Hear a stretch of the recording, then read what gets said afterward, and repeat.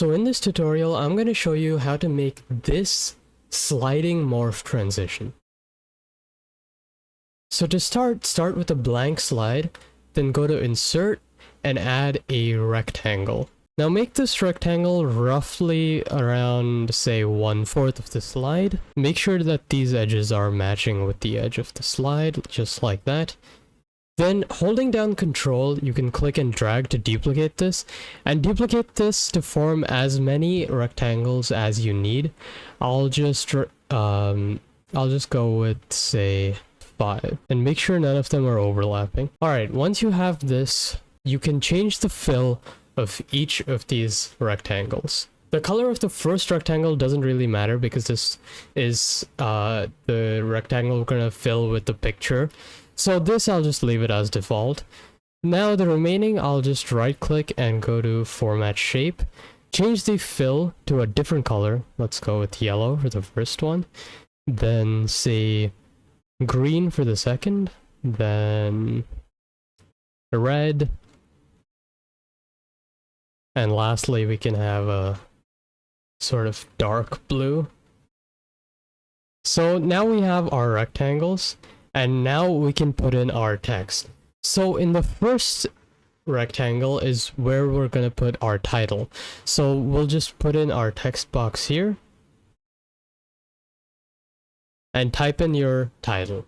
And make sure to pick a color and font that suits this text. And you might have to change it later once we replace the background of this. But we'll come back to the title later. Now, for the remaining rectangles, you'll need to include the subheading and the subtext in each of the rectangles. And there we have it.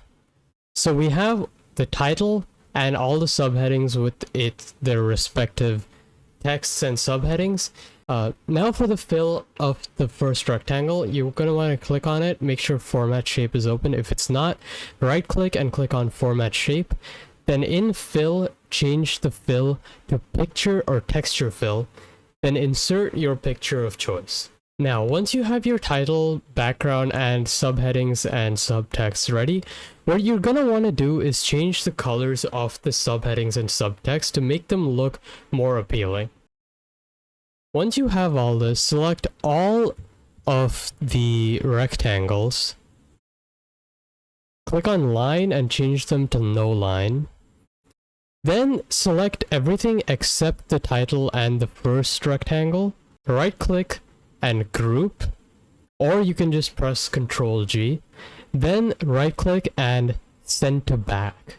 Now, you're going to want to duplicate this slide the number of times as the number of subheadings you have.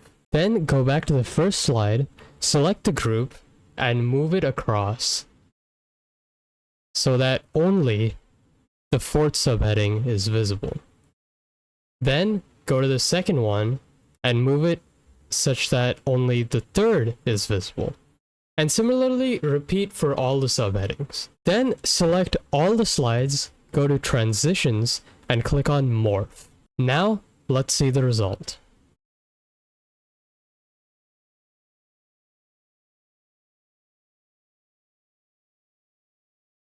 You can also reverse the order of the slides to get a different sort of effect, which is as shown now.